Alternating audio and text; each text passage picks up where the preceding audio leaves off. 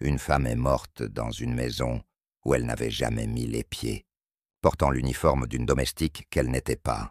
Bonjour à tous. Aujourd'hui, je vous raconte l'une des enquêtes les plus troublantes d'Hercule Poirot. Le mystère de la domestique fantôme. Une femme retrouvée morte, habillée en servante, dans une demeure aristocratique où personne ne la connaissait. Qui était-elle vraiment? Pourquoi portait-elle cet uniforme? Et surtout, qui voulait sa mort? Commentez votre ville et dites-moi, pensez-vous que le meurtrier est quelqu'un de la maison ou un étranger? Votre intuition pourrait vous surprendre. Installez-vous confortablement. Cette histoire va vous glacer le sang. La pluie tambourinait contre les hautes fenêtres de Blackwood Manor ce matin de novembre 1934. Le domaine, situé dans la campagne du Kent, appartenait à Lord Ashford, un homme de 62 ans, dont la fortune provenait du commerce des Indes. La demeure gothique, avec ses tourelles pointues et ses gargouilles menaçantes, semblait tout droit sortie d'un conte macabre. Les domestiques s'affairaient dans les couloirs sombres, leurs pas étouffés par les épais tapis persans. Personne n'aurait pu imaginer que cette journée ordinaire allait se transformer en cauchemar.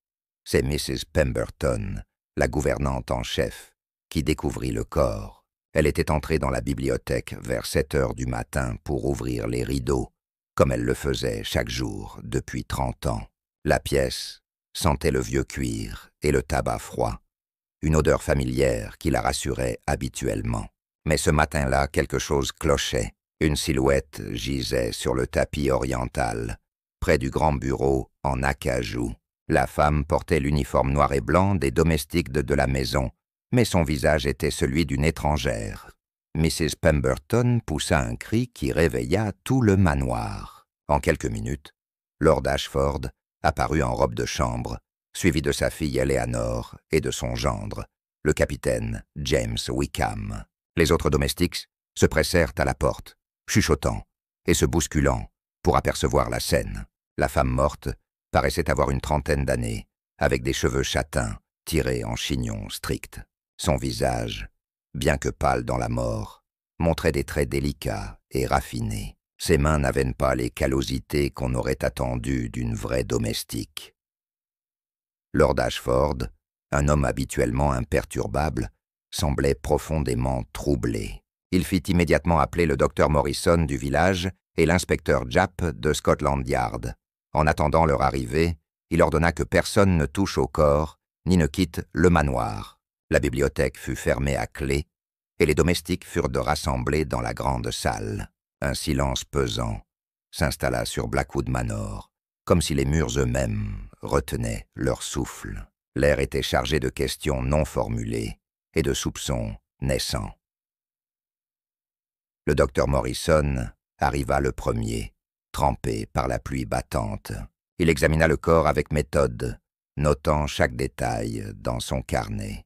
La cause de la mort semblait être un empoisonnement, probablement par du cyanure, à en juger par la légère odeur d'amandes amères qui émanait des lèvres de la victime. L'heure de la mort était estimée entre minuit et 3 heures du matin. Aucune trace de violence physique n'était visible, mis à part une petite ecchymose sur le poignet gauche. Le médecin fronça les sourcils en constatant que les ongles de la femme étaient parfaitement manucurés. L'inspecteur Japp arriva peu après, accompagné de son adjoint. C'était un homme robuste, au visage rougeau, connu pour son pragmatisme et son efficacité. Il commença immédiatement à interroger les membres de la maisonnée, prenant des notes détaillées. Personne ne reconnaissait la femme morte. Les domestiques juraient qu'elle ne faisait pas partie du personnel. Lord Ashford affirmait ne l'avoir jamais vue. Eleanor et le capitaine Wickham semblaient sincèrement déconcertés. L'uniforme qu'elle portait provenait bien de la réserve de Blackwood Manor. Mais c'est en fouillant les poches de l'uniforme que Japp fit une découverte troublante. Il trouva un petit morceau de papier plié, sur lequel était griffonné un message énigmatique. « Minuit. Bibliothèque. Viens seul. Tout sera révélé. » L'écriture était élégante, presque aristocratique. Il n'y avait pas de signature. Japp montra le papier à Lord Ashford, qui devint livide. Le vieil homme jura qu'il ne connaissait pas cette écriture et n'avait aucune idée de qui aurait pu écrire un tel message. Mais quelque chose dans son regard trahissait un malaise profond. C'est à ce moment précis que l'inspecteur Japp eut une idée. Il connaissait un homme capable de résoudre les énigmes les plus complexes, un détective belge réputé pour ses petites cellules grises. Sans hésiter, Japp envoya un télégramme urgent à Londres, à l'attention de M. Hercule Poirot. Le message était bref, mais explicite. Meurtre mystérieux, victime inconnue, besoin de votre génie. Venez immédiatement à Blackwood Manor, Kent. Il savait que si quelqu'un pouvait démêler cette affaire impossible, c'était bien Poirot. La réponse arriva moins d'une heure plus tard. Poirot acceptait l'invitation et prendrait le train de l'après-midi. Japp sourit malgré la gravité de la situation. Le grand détective allait bientôt arriver, et avec lui, l'espoir de percer ce mystère insondable. En attendant, il ordonna que le manoir reste bouclé et que chacun reste à la disposition de la police. La pluie continuait de tomber, et Blackwood Manor semblait se recroqueviller sur ses secrets, comme une bête blessée, cherchant à protéger son cœur ténébreux. Hercule Poirot descendit du train, à la gare de Maidstone, en fin d'après-midi. Malgré le temps maussade, il était impeccablement vêtu d'un costume 3 pièces, gris anthracite. Ses chaussures brillaient comme des miroirs, et sa célèbre moustache était cirée à la perfection. Il portait une petite valise en cuir et un parapluie noir qu'il n'avait pas encore ouvert. Préférant maintenir son chapeau bien en place, son regard intelligent balayait déjà les environs, captant chaque détail avec l'acuité d'un rapace. Même dans ce petit village du Kent, Hercule Poirot imposait le respect. L'inspecteur Japp l'attendait sur le quai, visiblement soulagé de le voir. Les deux hommes se serrèrent la main chaleureusement, leur amitié professionnelle remontant à de nombreuses années. Japp mit rapidement Poirot au courant, durant le trajet en voiture, vers Blackwood Manor. Il lui parla de la femme morte, de l'uniforme de domestique, du message mystérieux, et surtout du fait que personne ne semblait connaître la victime. Poirot écoutait en silence, ses yeux verts brillants d'intelligence, hochant la tête de temps en temps. Il posait des questions précises, cherchant déjà à établir des connexions invisibles. « Alors, mon ami, vous dites-moi que cette femme portait l'uniforme de la maison, mais qu'elle n'y travaillait pas ?»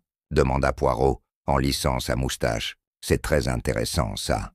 Très intéressant. Cela suggère une mise en scène délibérée. Quelqu'un voulait qu'elle soit là, dans cette bibliothèque, déguisée en domestique. Mais pourquoi? Pour la confondre avec quelqu'un d'autre? Pour la faire entrer sans éveiller les soupçons? Ou peut-être pour déshonorer la maison elle-même? » Japp haussa les épaules, reconnaissant que ces questions le dépassaient. C'était précisément pour cela qu'il avait fait appel à Poirot. La voiture franchit les grilles de Blackwood Manor, alors que le crépuscule commençait à tomber. La demeure se dressait, imposante et lugubre, ses fenêtres illuminées formant des rectangles de lumière jaune dans l'obscurité grandissante. Des corbeaux croassaient depuis les arbres centenaires qui entouraient la propriété. Poirot observa le bâtiment avec attention, notant l'architecture victorienne, les nombreuses entrées possibles, la disposition des fenêtres. Chaque élément était enregistré dans son esprit méthodique. Il savait que dans un lieu comme celui-ci, les secrets s'accumulaient dans les recoins, comme la poussière. Lord Ashford accueillit personnellement Poirot dans le grand hall. C'était un homme grand et voûté, avec des cheveux gris argentés et des yeux bleus fatigués. Il portait un costume sombre qui accentuait sa pâleur. Sa poignée de main était ferme, mais ses mains tremblaient légèrement. « Monsieur Poirot, je suis honoré de votre présence, bien que j'aurais préféré vous rencontrer dans d'autres circonstances, » dit-il d'une voix grave. « Cette affaire est incompréhensible. Une femme que je n'ai jamais vue, morte dans ma bibliothèque, vêtue comme mes propres domestiques. C'est comme un cauchemar dont je n'arrive pas à me réveiller. » Poirot inclina courtoisement la tête. « Lord Ashford, je comprends votre désarroi.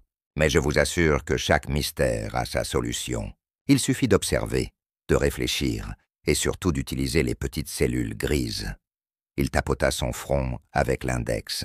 Avec votre permission, j'aimerais examiner la scène du crime, puis m'entretenir avec chaque membre de votre maisonnée. Hercule Poirot ne laisse jamais un détail lui échapper, même le plus insignifiant. Lord Ashford acquiesça avec gratitude et fit signe à Mrs. Pemberton de guider le détective vers la bibliothèque.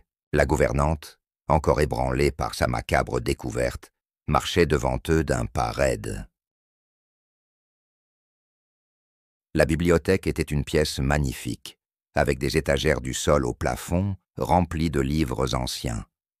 Un grand bureau trônait près de la fenêtre, surmonté d'une lampe à abat-jour vert. Le corps avait été retiré, mais une silhouette à la craie marquait encore l'emplacement où la femme était tombée. Poirot s'agenouilla avec précaution, examinant le tapis avec une loupe qu'il avait sortie de sa poche. Il remarqua des fibres inhabituelles, différentes de celles du tapis. Il les recueillit délicatement dans une petite enveloppe. Ses yeux scrutaient chaque centimètre carré, cherchant l'anomalie qui révélerait la vérité. « Voyez-vous, mon cher Japp » murmura Poirot, sans quitter le sol des yeux. « Cette femme ne s'est pas simplement effondrée ici.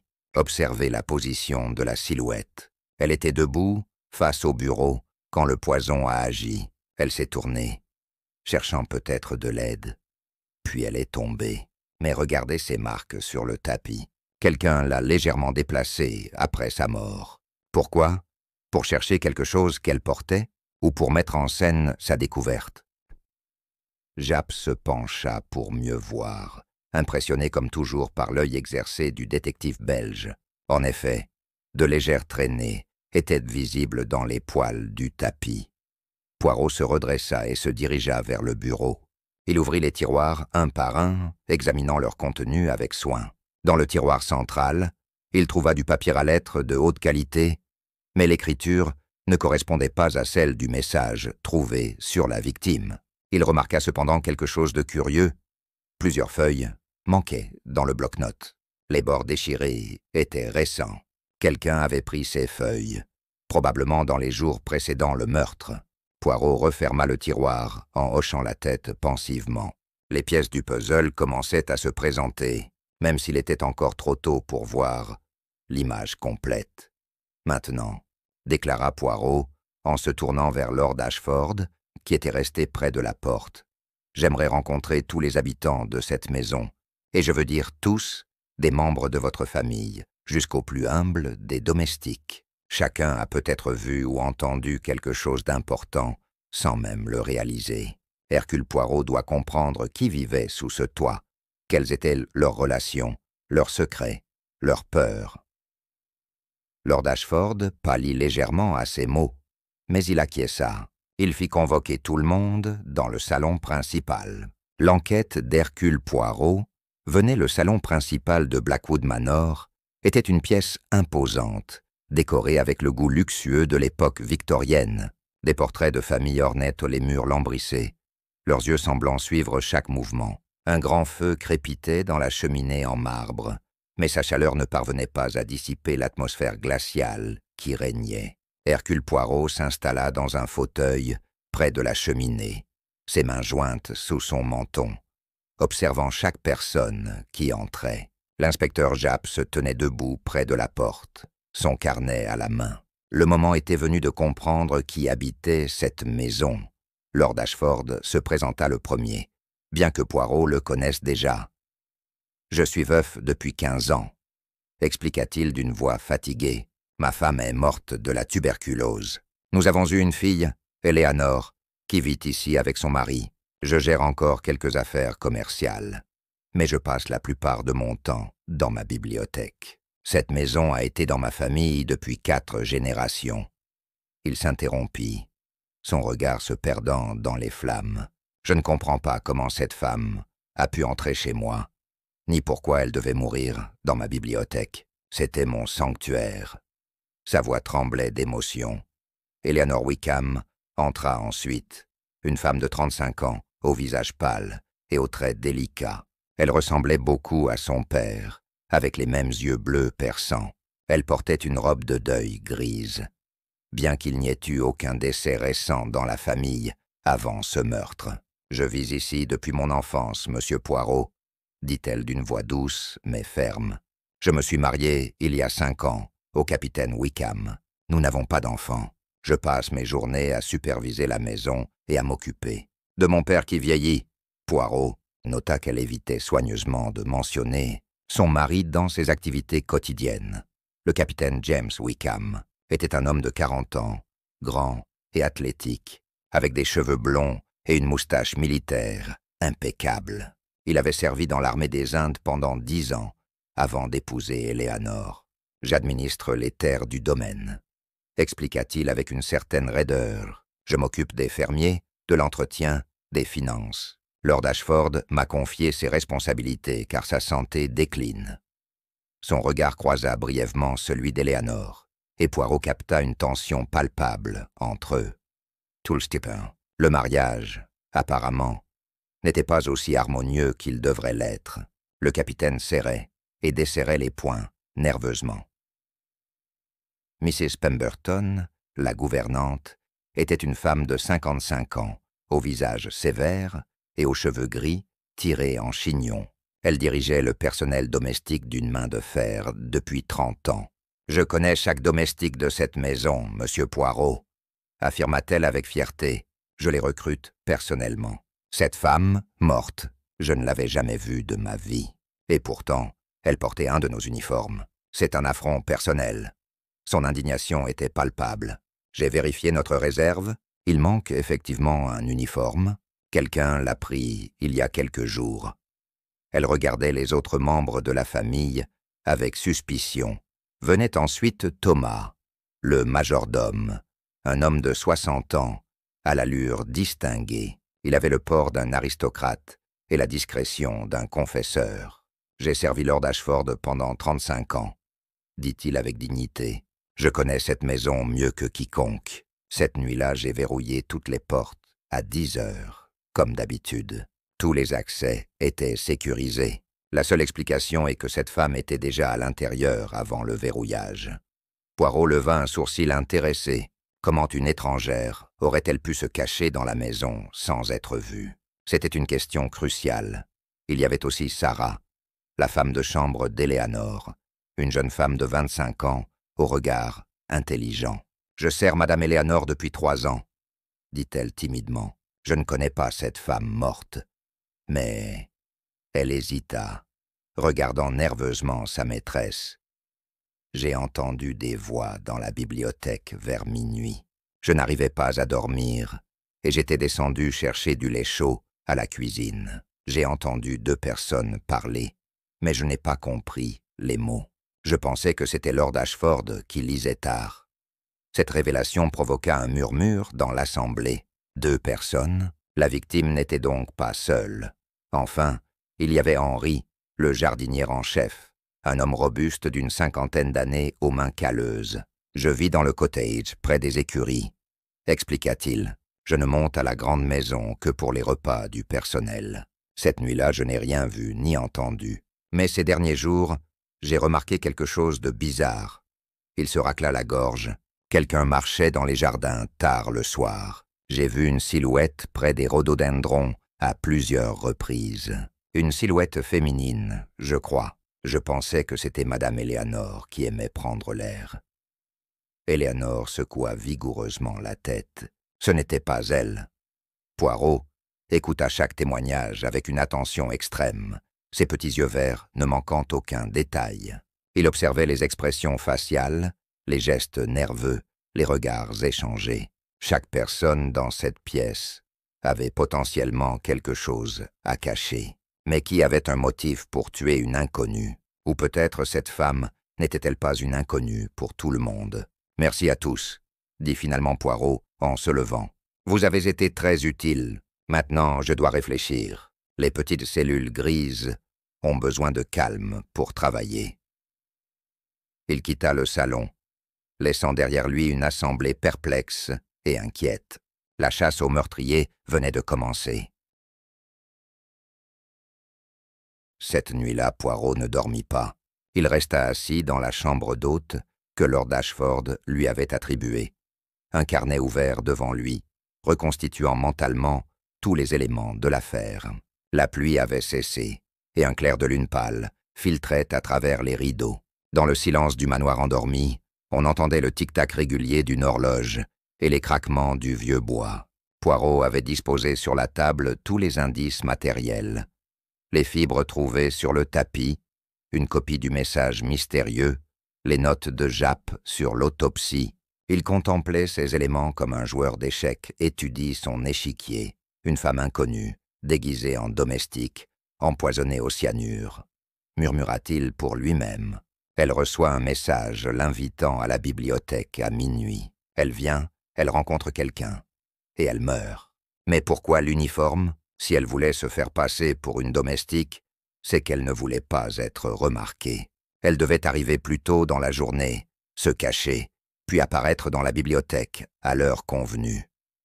Il fronça les sourcils. Mais qui lui a donné l'uniforme? Qui a écrit le message? Et surtout, qui voulait sa mort? Les questions s'accumulaient, comme des nuages d'orage. Au petit matin, Poirot descendit prendre son petit déjeuner dans la salle à manger. Il y trouva le capitaine Wickham, déjà attablé, lisant le journal. L'homme semblait tendu, ses mâchoires serrées. « Bonjour, monsieur Poirot, » dit-il sans lever les yeux. « J'espère que vous avez bien dormi. Moi, je n'ai pas fermé l'œil. Cette affaire est déstabilisante. » Poirot s'assit en face de lui, versant soigneusement du café dans une tasse de porcelaine. « Dites-moi, capitaine, où étiez-vous exactement cette nuit-là entre minuit et 3 heures ?» demanda Poirot d'un ton conversationnel. Le militaire se raidit visiblement. « J'étais dans ma chambre, avec ma femme. » répondit Wickham, un peu trop rapidement. « Nous nous étions couchés vers 10 heures. Je n'ai rien entendu jusqu'au cri de Mrs. Pemberton le lendemain matin. » Poirot hocha la tête lentement, mais ses yeux observaient intensément le capitaine. « Et votre femme, elle dormait aussi ?»« Bien sûr, » affirma Wickham. « Nous étions tous les deux endormis. » Mais Poirot nota une hésitation imperceptible, un battement de paupières trop rapide. Le capitaine mentait, ou du moins ne disait pas toute la vérité. Mais quelle partie cachait-il? Après le petit déjeuner, Poirot demanda à s'entretenir seul avec Mrs. Pemberton. La gouvernante le reçut dans son petit bureau, une pièce ordonnée remplie de registres et de livres de comptes. « Madame Pemberton, vous m'avez dit qu'un uniforme manquait. Quand exactement avez-vous remarqué cette disparition ?» demanda Poirot. La gouvernante consulta un registre. « J'ai fait l'inventaire il y a 3 jours, pour commander de nouveaux uniformes. C'est à ce moment-là que j'ai constaté le manquant. Mais il aurait pu disparaître n'importe quand dans les 2 semaines précédentes. » Elle fronça les sourcils. La réserve est normalement fermée à clé, mais plusieurs personnes ont accès à cette clé. « Qui précisément ?» insista Poirot. Mrs. Pemberton compta sur ses doigts. « Moi-même, bien sûr. Thomas le majordome. Sarah, la femme de chambre, car elle prend parfois des uniformes pour les laver. Et Madame Eleanor, qui supervise toute la maison. » 4 personnes avaient donc pu prendre cet uniforme. Ou peut-être quelqu'un d'autre avait-il subtilisé une des clés temporairement. Et cette réserve, où se trouve-t-elle exactement? Au premier étage, au bout du couloir, juste à côté de l'escalier de service. Poirot nota ces informations mentalement. L'accès était donc relativement facile pour quiconque connaissait la maison. Ensuite, Poirot demanda à examiner les effets personnels de la victime. Japp les avait conservés dans une boîte. Il y avait très peu de choses. Un mouchoir brodé avec l'initiale M, une petite broche en argent représentant une hirondelle et un billet de train de Londres à Maidstone, daté de la veille du meurtre. Pas de portefeuille, pas de papier d'identité, rien qui pourrait révéler son identité. Elle a été soigneusement dépouillée après sa mort. Observa Poirot. Le meurtrier a pris tout ce qui pourrait nous dire qui elle était. Mais il a laissé ses objets. Pourquoi? Parce qu'il ne les a pas vus? Ou parce qu'il ne révèle rien d'important? La broche l'intriguait particulièrement. C'était un travail artisanal de qualité, pas une simple babiole. Il la retourna et découvrit une minuscule inscription gravée au dos. « À monsieur toujours fidèle, J.W. » Poirot sursauta. J.W. Ses initiales. James Wickham, c'était trop évident pour être ignoré. Le capitaine avait-il offert cette broche à la victime? Était-il lié d'une manière ou d'une autre? Poirot glissa la broche dans sa poche. Il devait confronter le capitaine avec cette découverte. Mais pas tout de suite. Il fallait d'abord rassembler plus de preuves, construire un tableau complet. Hercule Poirot ne laissait jamais ses suspects sur leur garde. Il décida ensuite d'explorer les jardins qu'Henri le jardinier avait mentionnés. Il sortit par la porte-fenêtre du salon et se dirigea vers les rhododendrons. Le sol était encore détrempé de la pluie de la veille, et Poirot dut faire attention à ne pas salir ses chaussures impeccables. Près des buissons, il découvrit quelque chose d'intéressant, des empreintes de pas, des empreintes de femmes, à en juger par leur taille. Elles menaient de l'allée principale vers un petit pavillon de jardin, dissimulé par les arbres. Poirot suivit les traces, son cœur battant plus vite. Le pavillon n'était pas verrouillé. À l'intérieur, sur une vieille table poussiéreuse, il trouva les restes d'un repas récent. Du pain, du fromage, une pomme à moitié mangée. La victime s'était-elle cachée, ici? Plus excitant encore, Poirot découvrit sous la table un petit sac de voyage. Il l'ouvrit avec précaution. À l'intérieur, il trouva des vêtements de femme de bonne qualité, une brosse à cheveux et surtout un passeport britannique. Il l'ouvrit d'une main tremblante. La photo montrait le visage de la femme morte. Le nom inscrit était Margaret Wilson, née à Manchester en 1904. Enfin, une identité. Mais qui était vraiment Margaret Wilson? Et quel lien avait-elle avec Blackwood Manor? Poirot referma soigneusement le sac et le prit avec lui. Il devait montrer cette découverte à Japp immédiatement. Les petites cellules grises commençaient à établir des connexions. Le mystère s'éclaircissait lentement. L'inspecteur Japp examina le passeport avec attention, son visage s'illuminant d'espoir. Enfin, une piste solide. S'exclama-t-il, « Margaret Wilson de Manchester. Je vais immédiatement télégraphier à la police de Manchester pour obtenir des informations sur elle. » Poirot hocha la tête, pensivement, ses doigts tapotant le bras de son fauteuil. « Oui, mon ami, mais soyez discret dans vos questions. Le meurtrier ne doit pas savoir que nous avons identifié la victime. Pour l'instant, laissons-le croire que nous sommes toujours dans l'obscurité. » Il observa attentivement la photographie du passeport, cherchant dans ses traits figés un indice sur la personnalité de Margaret Wilson. La réponse de Manchester arriva le soir même par télégramme. Japp le lut à haute voix dans le bureau de Lord Ashford, où Poirot et lui s'étaient retirés. Margaret Wilson, 30 ans, ancienne infirmière à l'hôpital royal de Manchester, a démissionné il y a 6 mois. Adresse actuelle inconnue, aucun casier judiciaire. Famille, parents décédés, pas de fratrie connue. Dernière adresse, 42 Elm Street, Manchester. Poirot fronça les sourcils. Une infirmière. Cela expliquait ses mains soignées et son apparence cultivée. Mais pourquoi une infirmière de Manchester viendrait-elle mourir déguisée en domestique dans un manoir du Kent? Il y a plus, continua Japp. Selon les collègues de l'hôpital, Margaret Wilson était une femme discrète et consciencieuse. Elle a démissionné brusquement, après avoir reçu une lettre qui l'avait beaucoup troublée. Personne ne sait ce que contenait cette lettre, mais elle était postée de Londres. Après sa démission, elle était partie sans laisser d'adresse. Ses collègues pensaient qu'elle avait peut-être trouvé un poste ailleurs.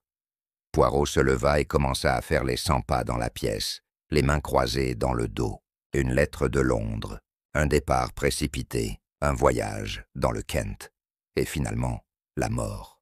Tous ces éléments formaient une chaîne, mais il manquait encore des maillons cruciaux. « Mon ami Japp, je dois voir cette broche de plus près », déclara Poirot en la sortant de sa poche. « Les initiales J.W. ne peuvent pas être une coïncidence. Il faut confronter le capitaine Wickham avec cette preuve. » Japp acquiesça gravement. Ils convoquèrent le capitaine dans le bureau. L'homme entra, l'air méfiant, ses épaules militairement droites. « Capitaine Wickham ?»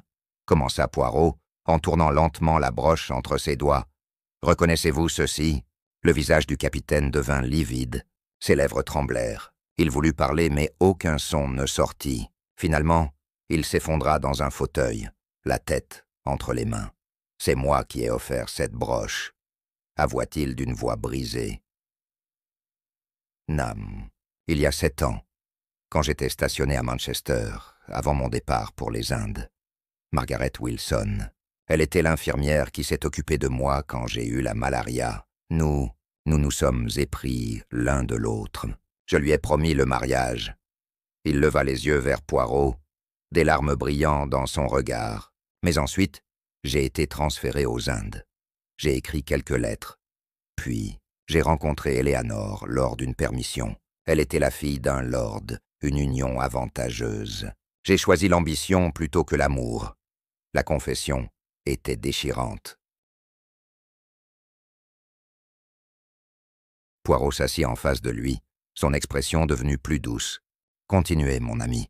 La vérité vous libérera. » Wickham prit une profonde inspiration. « Il y a 6 mois, j'ai reçu une lettre de Margaret. Elle avait appris mon mariage et où je vivais. Elle disait qu'elle devait me parler, que c'était une question de vie ou de mort. Elle menaçait de tout révéler à Eleanor si je ne la rencontrais pas. J'étais terrifié. Mon mariage est déjà difficile, Eleanor et moi. Nous ne nous entendons plus. Si elle apprenait que j'avais eu une autre relation, elle pourrait demander le divorce, et je perdrais tout. » Sa voix se brisa à nouveau. « Alors vous lui avez écrit de venir ici ?» compléta Poirot. Ce n'était pas une question, c'était une constatation. Wickham hocha la tête misérablement. « Oui. Je lui aimais envoyer l'uniforme de domestique par la poste, avec des instructions pour qu'elle puisse entrer discrètement dans la maison. Je lui ai dit de se cacher dans le pavillon du jardin et de venir me retrouver dans la bibliothèque à minuit, quand tout le monde dormirait. Je voulais juste lui parler, la convaincre de partir, peut-être lui offrir de l'argent pour son silence. » Il leva des yeux suppliants vers le détective. « Mais je vous jure sur mon honneur, monsieur Poirot, je ne l'ai pas tué. Racontez-moi exactement ce qui s'est passé cette nuit-là. » ordonna Poirot d'une voix ferme. Wickham se redressa, essuyant ses yeux. Je suis descendu à la bibliothèque vers minuit moins 5. Margaret était déjà là, portant l'uniforme. Elle semblait bouleversée, mais aussi déterminée. Elle m'a dit qu'elle ne voulait pas d'argent. Elle voulait que je reconnaisse la vérité. Il hésita, puis continua d'une voix brisée. Elle m'a dit qu'elle attendait un enfant. Notre enfant, conçu 7 ans auparavant, avant mon départ pour les Indes. Elle avait caché sa grossesse et élevé notre fille seule, toutes ces années. La révélation tomba comme un coup de tonnerre. Poirot et Japp échangèrent un regard stupéfait. Un enfant. Voilà le secret que Margaret Wilson gardait. Wickham continua, les mots se bousculant maintenant. Elle voulait que je reconnaisse ma fille, que je l'aide financièrement. Je lui ai dit que j'avais besoin de temps pour réfléchir, que c'était compliqué. Nous avons parlé pendant environ 20 minutes. Puis j'ai entendu du bruit dans le couloir. Quelqu'un qui approchait. J'ai paniqué. Je lui ai dit de rester caché, que je reviendrais. Et je suis remonté dans ma chambre par l'escalier de service. Quand Mrs. Pemberton a découvert son corps le lendemain matin, j'étais horrifié. Je ne comprenais pas ce qui s'était passé. Il regarda Poirot avec désespoir. Je vous jure que quand je l'ai quittée, elle était vivante et en bonne santé. Quelqu'un d'autre l'a tuée après mon départ. La confession du capitaine Wickham changea radicalement l'orientation de l'enquête. Poirot ordonna que l'homme soit placé sous surveillance discrète, mais ne l'arrêta pas.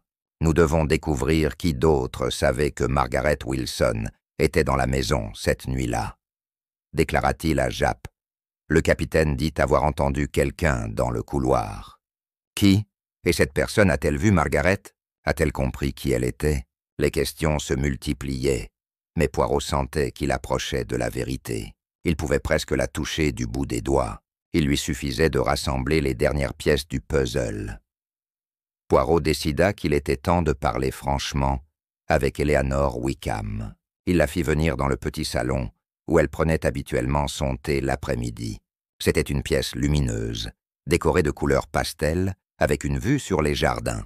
Eleanor entra, portant une robe bleu pâle qui accentuait la pâleur de son teint. Elle s'assit avec grâce, ses mains croisées sur ses genoux. « Vous vouliez me voir, monsieur Poirot ?» demanda-t-elle d'une voix calme, presque trop calme. Ses yeux bleus scrutaient le détective avec une intelligence aiguë. Elle savait que ce moment viendrait. « Madame Wickham, je vais être direct avec vous, » commença Poirot en s'asseyant en face d'elle. « Votre mari a eu une relation avec la femme morte avant votre mariage. Elle s'appelait Margaret Wilson, et elle était venue ici pour lui parler d'un enfant qu'ils avaient eu ensemble. Étiez-vous au courant de cette liaison passée ?» Eleanor ne montra aucune surprise. Son visage resta de marbre, mais ses doigts se crispèrent légèrement. « Je le savais, » admit-elle finalement d'une voix neutre. « Je l'ai découvert il y a environ 1 mois. J'ai trouvé une lettre dans le bureau de James. Une lettre de cette femme qui mentionnait leur passé commun et un enfant. » Son regard se durcit. « Et comment avez-vous réagi à cette découverte ?» demanda Poirot doucement, observant chaque micro-expression sur le visage d'Eleanor. La jeune femme eut un rire amer. « Comment pensez-vous que j'ai réagi ? J'étais furieuse, humiliée, trahie. Mon mariage était déjà un échec. James et moi, nous ne nous aimons plus depuis longtemps. Nous restons ensemble, par convention, pour sauver les apparences. Mais apprendre qu'il avait aimé quelqu'un d'autre avant moi, qu'il avait un enfant caché, c'était insupportable. » Ses yeux brillèrent de larmes contenues, mais elle refusa de les laisser couler. « L'orgueil aristocratique, » pensa Poirot. « Saviez-vous qu'elle venait ici cette nuit-là » La question clé. Eleanor hésita un instant de trop avant de répondre. « Non, je ne savais pas. » Mais Poirot vit le mensonge dans ses yeux. « Madame, je pense que vous saviez. Je pense même que c'est vous qui avez pris l'uniforme de domestique dans la réserve. Vous l'avez donné à votre mari pour qu'il le transmette à Margaret Wilson. Vous vouliez qu'elle puisse entrer dans la maison sans être remarquée. » Eleanor pâlit dangereusement. « Comment ?» Elle s'interrompit, réalisant qu'elle venait de se trahir. Poirot hocha la tête tristement. La vérité commençait à émerger. « J'ai compris, » continua Poirot, « que vous avez découvert la lettre de Margaret et que vous avez confronté votre mari. Il vous a tout avoué. Peut-être vous a-t-il supplié de l'aider, de trouver une solution. Et vous, dans votre douleur et votre colère, vous avez élaboré un plan. Vous avez suggéré que Margaret vienne ici, déguisée en domestique, pour une rencontre secrète. Mais vous aviez d'autres intentions, n'est-ce pas ?» Eleanor se leva brusquement, tremblante. « Non, ce n'est pas vrai. Je voulais juste la voir, comprendre qui était cette femme qui avait volé le cœur de mon mari avant moi. C'est tout !» Sa voix montait, perdant son calme aristocratique. « Alors vous étiez dans le couloir cette nuit-là » affirma Poirot, en se levant aussi. « Vous êtes la personne que le capitaine a entendue. Vous avez attendu qu'il parte, puis vous êtes entré dans la bibliothèque. Vous avez parlé avec Margaret Wilson. Qu'avez-vous fait, madame? L'avez-vous empoisonnée ?» Eleanor secoua violemment la tête, ses cheveux se défaisant de leur chignon élégant. « Non, je n'ai pas fait ça. Oui, je suis allé dans la bibliothèque après le départ de James. J'ai parlé avec cette femme. Je voulais comprendre. Elle m'a raconté leur histoire, leur amour, l'enfant. Elle était calme, presque compatissante. Elle ne voulait pas détruire mon mariage, seulement obtenir de l'aide pour sa fille. » Des larmes coulaient, maintenant librement sur ses joues. Elle m'a montré une photographie de l'enfant, continua Eleanor d'une voix brisée. Une petite fille de 6 ans, avec les yeux de James. C'était insupportable. Je n'ai pas pu avoir d'enfant, vous comprenez? Les médecins disent que je ne pourrai jamais être mère. Et voilà que cette femme me montrait l'enfant que j'aurais dû avoir.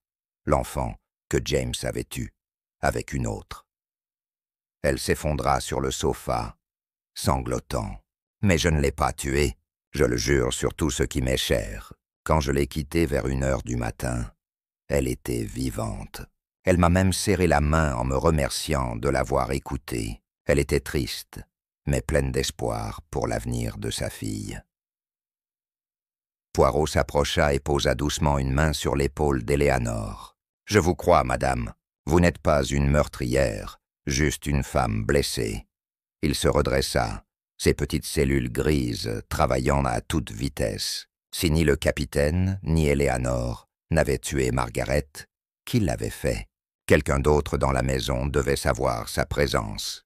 Quelqu'un qui avait attendu que le couple parte avant d'agir. « Madame Wickham, quand vous avez quitté la bibliothèque, avez-vous vu ou entendu quelqu'un » Eleanor réfléchit en s'essuyant les yeux. « Maintenant que vous le dites, en remontant l'escalier, j'ai cru entendre une porte se refermer doucement, mais j'étais tellement bouleversé que je n'y ai pas prêté attention. Cela venait du rez-de-chaussée, peut-être de la salle à manger ou du salon. » Poirot remercia Eleanor et sortit rapidement. Il trouva Japp dans le hall et lui résuma ce qu'il venait d'apprendre. « Nous devons découvrir qui d'autre était éveillé cette nuit-là, mon ami. Quelqu'un qui a vu Eleanor entrer et sortir de la bibliothèque. Quelqu'un qui a ensuite profité de l'occasion pour tuer Margaret Wilson. Mais pourquoi? Quel motif pourrait avoir un autre membre de cette maisonnée? » Japp fronça les sourcils perplexe. « Lord Ashford? Mrs. Pemberton? Thomas le majordome? Il n'avait aucun lien avec cette femme. » Poirot secoua la tête lentement. « Nous ne savons pas encore tous les secrets de Blackwood Manor. Il y a quelque chose que nous ne voyons pas, quelque chose d'important qui nous échappe. Il est temps de creuser plus profondément dans le passé de cette famille. » Poirot demanda à Lord Ashford la permission de consulter les archives familiales. Le vieil homme sembla surpris, mais accepta. « Les documents sont dans la tour ouest, au 2e étage, » expliqua-t-il. « Personne n'y va plus depuis des années. Ma femme tenait méticuleusement tous les registres familiaux, mais après sa mort, j'ai négligé ces choses. » Il sembla soudain très vieux et fatigué. « Si vous pensez que cela peut aider à résoudre ce terrible mystère, alors fouillez tout ce que vous voulez. » Poirot le remercia et se dirigea vers la tour ouest, accompagné de Japp. La salle des archives était poussiéreuse et sentait le vieux papier. Des rayonnages s'alignaient sur tous les murs, remplis de registres reliés en cuir. Il y avait des journaux personnels, des livres de comptes, des albums de photographies, des lettres soigneusement classées par date. C'était le témoignage de 4 générations de la famille Ashford. Poirot commença méthodiquement à examiner les documents les plus récents. Il cherchait quelque chose, sans savoir exactement quoi. Son instinct lui disait que la clé du mystère se trouvait dans le passé. Chercher tout ce qui pourrait concerner des infirmières, des hôpitaux ou Manchester, dit-il à Japp.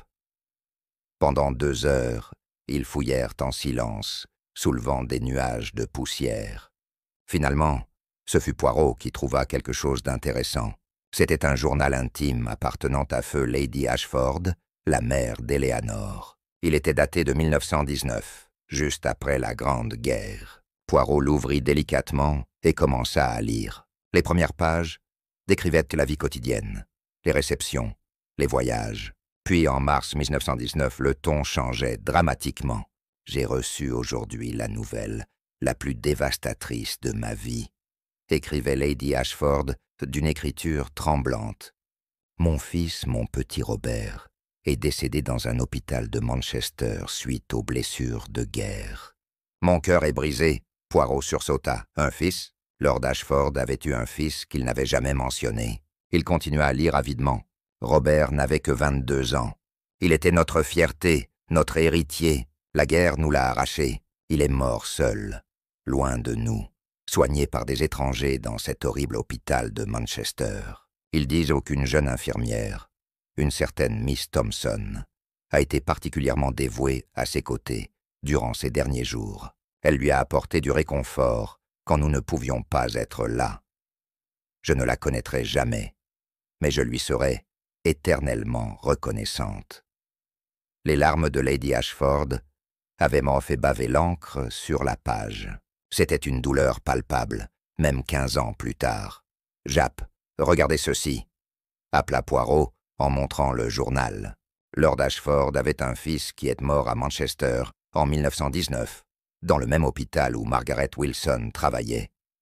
Japp écarquilla les yeux. « Vous pensez qu'il y a un lien ?»« Je pense qu'il doit y avoir un lien, » répondit Poirot gravement. « Mais quel lien exactement ?» Il continua à parcourir le journal. Plus loin, en avril 1919, Lady Ashford écrivait « J'ai écrit à Miss Thompson pour la remercier. Elle m'a répondu une lettre si touchante. Elle dit que Robert était courageux et qu'il parlait souvent de nous. Cette correspondance me réconforte un peu dans mon chagrin insupportable. » Poirot referma le journal et se tourna vers les lettres archivées. Il trouva une chemise marquée « Correspondance 1919 ». À l'intérieur, il y avait effectivement plusieurs lettres échangées entre Lady Ashford et une certaine Miss Helen Thompson, infirmière à l'hôpital royal de Manchester. Poirot les lut attentivement. Les lettres étaient pleines d'empathie et de détails sur les derniers jours de Robert. Miss Thompson avait clairement été très affectée par la mort de son patient. Mais pourquoi ce nom de Thompson? Margaret Wilson avait-elle utilisé un pseudonyme à l'époque? Ou était-ce une autre personne? Poirot fronça les sourcils, perplexe. Quelque chose ne cadrait pas. Il continua à chercher et trouva une photographie datée de 1919. Elle montrait le personnel de l'hôpital royal de Manchester. Poirot sortit sa loupe et examina les visages. Il y avait une trentaine d'infirmières, alignées en rangées. Au dos de la photo, quelqu'un avait écrit les noms. Il parcourut la liste. Mary Thompson, Helen Thompson, Margaret Wilson, Sarah Brown. Son cœur s'accéléra. Margaret Wilson était déjà infirmière là-bas en 1919, et il y avait 2 Thompson. Il regarda attentivement les visages et reconnut Margaret Wilson, plus jeune, mais reconnaissable. À côté d'elle se tenait une femme, qui lui ressemblait étrangement. La légende disait « Helen Thompson ». Était-elle sœur? « Mon Dieu !» murmura Poirot. « Je crois que je commence à comprendre. » Il montra la photographie à Japp. « Regardez ces 2 femmes, Margaret Wilson et Helen Thompson. Elles se ressemblent beaucoup, n'est-ce pas? Je pense qu'elles étaient sœurs. Peut-être Margaret avait-elle repris le nom de Wilson après son mariage, ou pour d'autres raisons. Mais en 1919, elle s'appelait encore Thompson. » Japp hocha la tête, suivant le raisonnement. « Donc cette Margaret connaissait Robert Ashford à l'hôpital? »« Exactement, » confirma Poirot, « et je parierais qu'elle était là quand il est mort. Peut-être savait-elle quelque chose sur sa mort, quelque chose d'important. » Ils continuèrent à fouiller et trouvèrent le certificat de décès de Robert Ashford, cause de la mort, complications suite à des blessures de guerre, pneumonie et infection généralisée. Rien de suspect apparemment, mais Poirot nota que le certificat était signé par le docteur Patterson, médecin-chef de l'hôpital, et contresigné par l'infirmière Helen Thompson, pas Margaret Wilson, mais sa sœur. Il y a quelque chose qui nous échappe encore, dit Poirot, en rangeant soigneusement les documents. Pourquoi Margaret Wilson viendrait-elle ici 15 ans après la mort de Robert?